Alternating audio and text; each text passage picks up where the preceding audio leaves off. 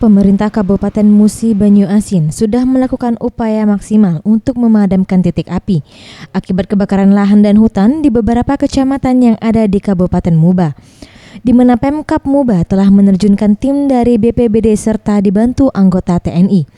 Namun dalam upaya pemadaman melalui jalur darat di Kecamatan Bayung Lencir, tim kesulitan menjangkau lokasi dikarenakan akses yang sulit dilalui kendaraan. Sehingga tim pemadaman harus memutar melewati jalan di Provinsi Jambi hingga mencapai lokasi titik api.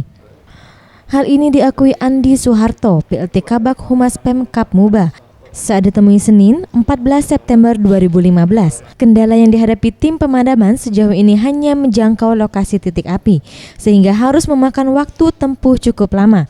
Sementara untuk perusahaan yang melakukan pembakaran, Pemkab Muba telah bekerja sama dengan pihak kepolisian untuk memproses pidana.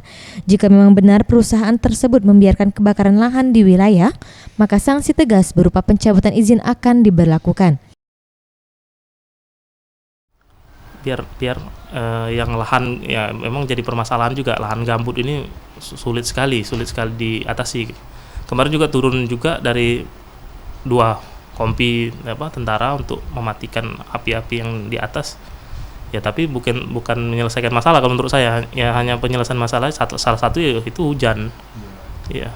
Kalau memang ada perusahaan yang ketahuan melakukan tindakan pembakaran secara sengaja, ya itu izinnya kita cabut. Kalau memang izinnya dimubah, nanti mungkin kita membuat rekomendasi kepada Bupati atau Wabub nanti untuk izinnya dicabut.